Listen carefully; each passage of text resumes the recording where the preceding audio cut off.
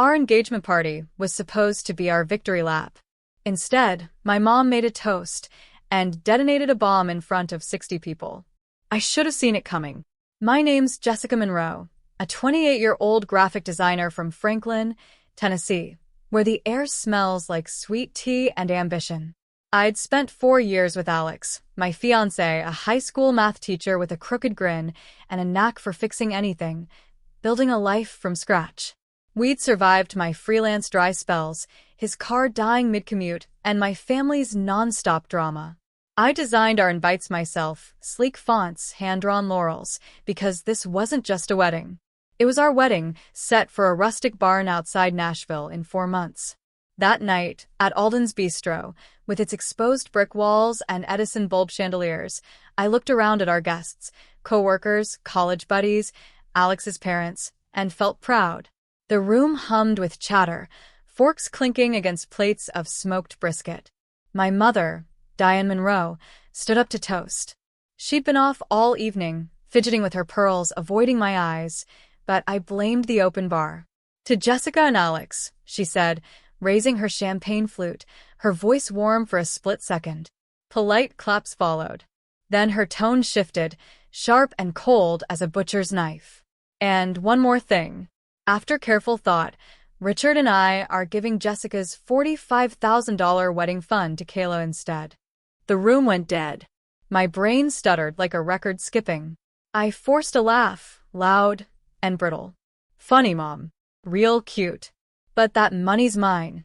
It's in my Chase account. Has been since I was 19. Her eyes locked on mine, unblinking. "It's not a joke, Jessica. Kayla's wedding is in 6 months. She needs it more." Heat exploded up my neck. I shoved my chair back, the screech cutting through the silence. "You're serious? That fund was Grandma Lynn's gift to me before she died. $45,000 for my future." Grandma Lynn had calloused hands and a smoker's laugh. She'd slip me peppermint bark in church, whispering, "You're my smart one, Jess." She scrubbed floors 6 days a week for that money, told me it wasn't just for a wedding, it was my chance to build something. "Don't let anyone guilt you into sharing it, baby," she'd said. "You earned your future." So when Diane handed it to Kayla, it wasn't just theft, it was erasure. I glared at her. "We've budgeted every penny. The barn venue, the barbecue caterer, even a down payment on a fixer-upper in East Nashville." Diane crossed her arms, her mouth a thin line. Kayla's struggling. "You and Alex are fine. You've always been fine, Miss Perfect." "No," I said, loud enough that my boss at the design firm flinched. "I've been responsible." Kayla torched her fund on Coachella VIP passes, a leased Jeep she crashed twice, and that scam clothing line she peddled on TikTok. "Now you're rewarding her by robbing me." Kayla, my 25-year-old sister, all fake lashes and entitlement, lurched up, nearly tipping her Pinot Grigio onto Alex's mom. "Stop being selfish, Jess. You could have offered to split it." "I'm family. Split it," I snapped, voice shaking with fury. "This isn't a freaking pizza, Kayla. It's my life. I'm not your personal Venmo account." The air thickened. Guests stared, my co-worker Sarah, Alex's old roommate Jake, even the bartender froze mid-pour. Then Diane stormed across the hardwood, heels clicking like a countdown, and slapped me. Hard. My head snapped right, a sting blooming across my cheek. Gasps ricocheted. Someone dropped a glass, the shatter loud as a gunshot. It wasn't just the slap that shattered me. It was the echo of years. The ballet recital at 10 when Kayla forgot her shoes and Diane made me hand over mine, leaving me barefoot in the wings. My 13th birthday when I got art supplies, my first real set, and Diane reallocated them 2 days later because Kayla showed an interest in painting this week. The countless times I'd bitten my tongue while Kayla got new sneakers, extra dessert, the bigger room. All because she needs it more. Every compromise had a Kayla-shaped hole in it, and now that old ache roared back, raw and relentless. I turned, eyes burning, and said, "You don't hit me because I said no." That slap didn't just mark my face. It broke the dam I'd built around my heart. The room didn't breathe. My cheek throbbed. Diane's handprint, a hot pulse under my skin. Alex was up in a flash, his chair tipping, his hand brushing mine. Quiet, steady, like he knew words wouldn't fix this yet. Guests gawked, some horrified, some frozen, a few whispering behind their hands. The silence stretched, heavy as wet cement, until a shaky voice broke it from the bar. Yes, hello? I need to report an assault. Alden's Bistro. Right now. It was the waiter, Tyler, a gangly kid with a buzz cut and a nervous twitch, clutching his phone like it might bite him. Minutes crawled. Then sirens wailed, red and blue lights slashing through the windows. Guests craned their necks, some pulling out iPhones to film. My cousin Lacey already had her story draft open. I stood there, trembling. Not from fear, but from the weight of every compromise I'd made for Diane's approval, now crumbling. 2 cops pushed through the door, badges catching the light. The taller one, a woman with a tight bun and no-nonsense eyes, zeroed in on me. Miss, you were assaulted? Yeah, I said, finding my voice. My mother slapped me. Right here, in front of everyone. Tyler shuffled forward, hands jittery. I saw it. She just bam hit her. Middle of the party. Diane's voice sliced through, shrill and desperate. This is absurd. It was a family disagreement. Nothing for you to stick your noses in. The officer raised a hand, cool as steel. Ma'am, assault in public isn't family. Step aside. You're detained for questioning. Her face went ghost white, then beet red. She's my daughter. You can't do this over a little slap. I'm pressing charges, I said, words sharp and final. This isn't about blood anymore. It's about respect and consequences. Gasps bounced around. Alex's dad coughed into his napkin. The cops moved fast. Cuffs clicked. Rights were read in a monotone drone. And Diane was marched out, head high like she was Joan of Arc. My dad, Richard, trailed behind, eyes glued to the floor, a shadow in a cheap suit. The Monroe family mask didn't just crack. It exploded into shrapnel. Guests shifted awkwardly. Sarah from work hugged me stiffly. Jake muttered, "That was wild," and bolted. Alex stayed, his hand on my back, a rock in the storm. I'd stood my ground, and he didn't flinch. That night, I called a lawyer from our apartment, pacing past Alex's algebra textbooks and my Wacom tablet. The bistro's brisket sat cold. I couldn't eat. This wasn't over. It was war and maybe, finally, my chance to stop running from that barefoot girl in the wings. I thought the arrest would wake them up. Surely a mugshot in Franklin's gossip mill would force Diane to back off. I was wrong. 3 weeks later, I got home from landing a brewery client and found a thick envelope in our mailbox, Holden and Sutter Associates. Inside, a lawsuit. My parents claimed the $45,000 was an education fund I'd misused, that I'd stolen it. They wanted it for Kayla. I stood in our kitchen, rereading the legal jargon until it blurred. A laugh ripped out, harsh, bitter, then turned to rage. This wasn't about money. It was revenge for defying them. And it dug up that old wound. Kayla's tantrums always winning, my silence always expected. The truth, Grandma Lynn gave me that fund at $17.45,000 in a custodial account. At 19, I paid for Nashville State Community College and saved the rest. Kayla got the same, blew it on a semester at Savannah College of Art and Design she flunked, a rusted Airstream trailer, and shine knockoffs she called couture. I hired Rachel Mendez, a Nashville attorney, with a killer stare. "They've got nothing," she said, flipping through their filings. "It's yours, legally airtight." "Then why sue?" I asked. "Pride," she said. "They can't admit Kayla's a train wreck." The law backed me. Court drained me. Months of filings and sleepless nights. Wedding planning stalled. Diane sat at hearings, stone-faced. Richard stared at his shoes. Kayla smirked like she'd won. On the stand, she lied. The fund was for school. Jess misused it. Rachel pounced. "You flunked out and bought a trailer, right?" "That's not the point." Kayla snapped.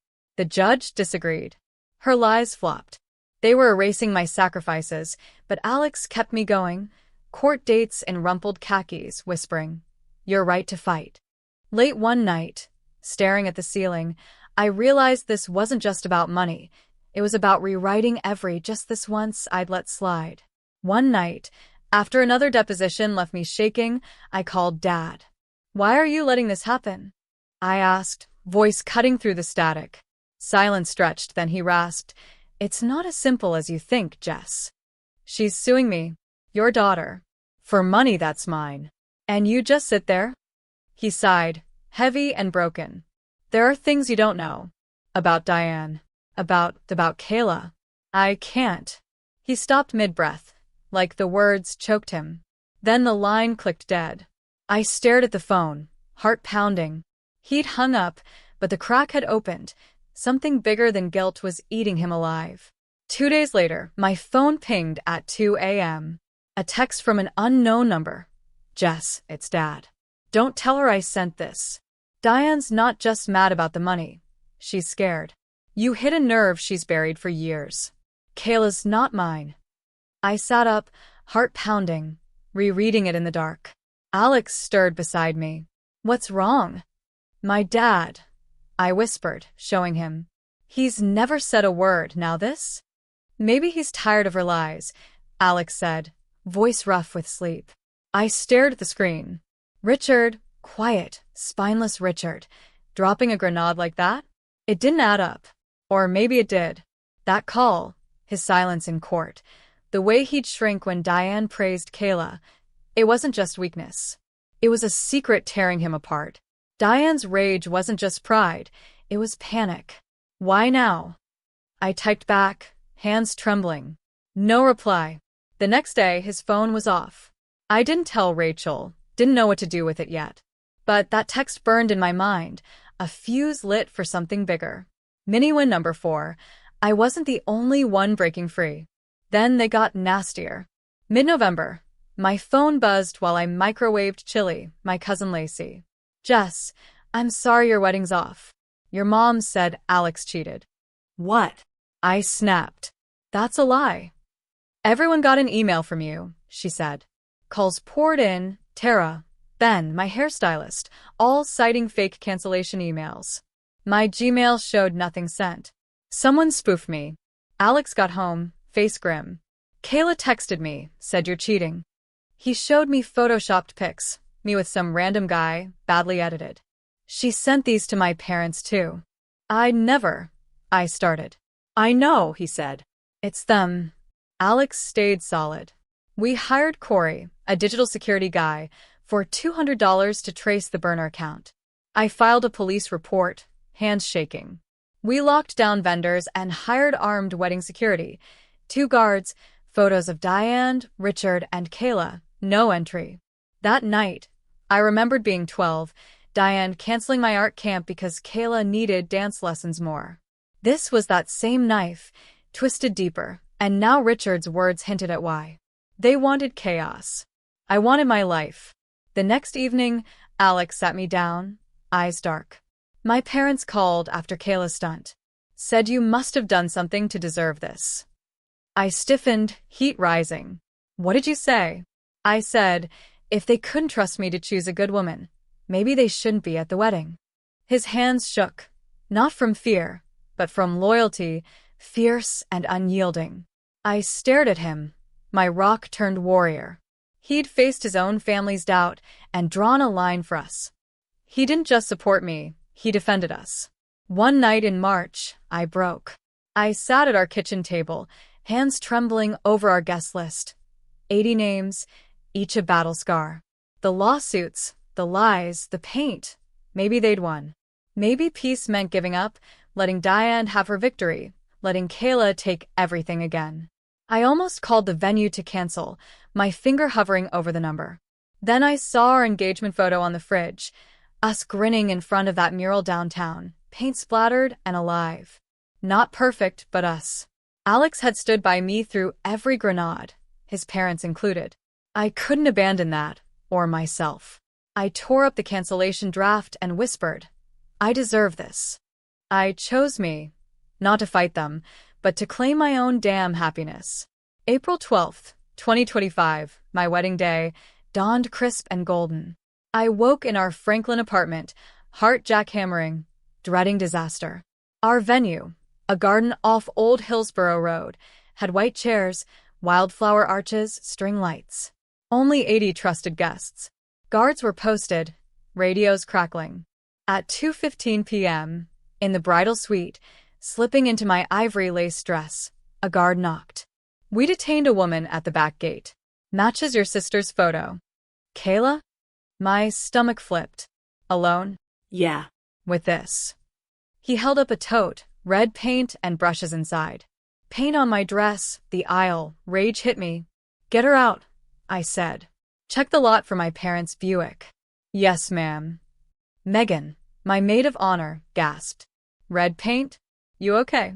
She failed, I said, steady. Her plan crashed.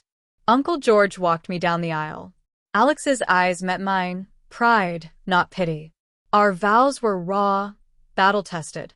When we kissed, the crowd roared, and I felt free from their lies, their guilt, the girl who'd lost her bike.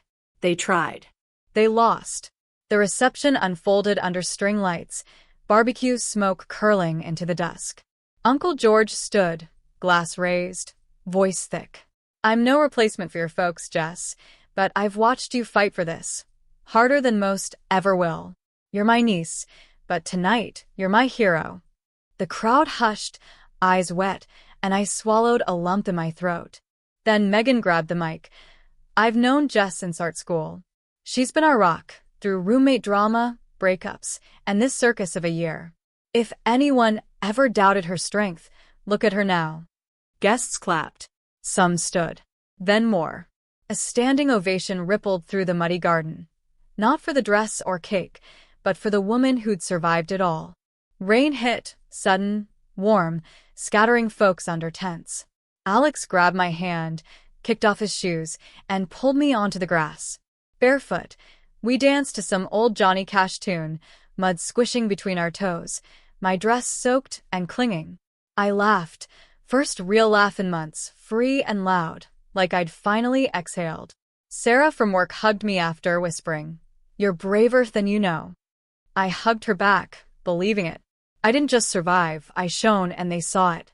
We ran through Rice into a starry Tennessee night, the garden glowing, ours. Alex cranked the borrowed Ford Bronco, and we peeled out, laughing, Franklin fading behind. Our honeymoon in Gulf Shores was quiet, shrimp-a-boys, late mornings, no drama. Back home, we bought a 2-bedroom Craftsman in Franklin, creaky floors, porch swing, with the funds leftovers. Holidays passed, no texts, no cards. The sting faded. I wasn't waiting. At Kroger, Hannah whispered, Kayla's wedding's next month. Your parents took a loan, Grand Garden Hotel, insane stuff. I'm out, I said. Me too, she replied. Lots of us are. I had allies. They lost me, and more. Kayla's wedding was Diane's show, champagne towers, Chicago quartet, $75 gift bags. Instagram glowed, but empty seats and whispers told the truth, a loan-funded mirage. Trent, her tech guru, was a broke grifter. Then, at Puckett's, Aunt Vanessa confirmed it. Kayla's not Richard's. Diane's affair with a bank guy in '98. It's why she's obsessed. The fund was her guilt money. I stood, biscuits crushed in my hand.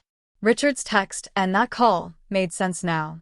The slap, the lawsuit, it was Diane's lie collapsing. Kayla was her secret, not just her favorite. Their house is foreclosed. Trent's dodging debts. Kayla's still posing. Vanessa said, "You built something real." That night, with Alex on our couch, wedding pics on the wall, I said, "They'll never apologize." "You won anyway," he replied. I did. They chased illusions, champagne towers, and a daughter who wasn't theirs. I rebuilt myself from that barefoot girl in the wings to a woman who chose peace. They built a fantasy. I built a life. And in the end, only one of us got to keep it. A year later, I launched Porchlight Studio, named for the glow on that old porch where I'd sat at 9, watching my bike roll away. It's small, Just me and a desk in our spare room, but it's mine. I design wedding invites and branding for couples like us, LGBTQ plus folks, survivors, people whose families turn their backs. Every laurel I sketch, every font I pick, carries a piece of my fight. Clients say my work feels alive, like it's got a heartbeat. Maybe it does. My first clients were Tori and Jade, two teachers who'd eloped after their families refused to show. They cried when they saw the invite I made, soft hues, wildflowers, and the words, "We build our own roots." Tori messaged me later. "Your design made us feel like we belonged, like we weren't wrong to love each other." I stared at that message for a long time. Maybe that was Grandma Lynn's legacy too, not just the money, but the belief I could give others what I'd once craved, recognition and peace. My past built my fire, but my future? That's entirely mine to design. Want more grit and reckoning? Hit subscribe. I've got stories to spill.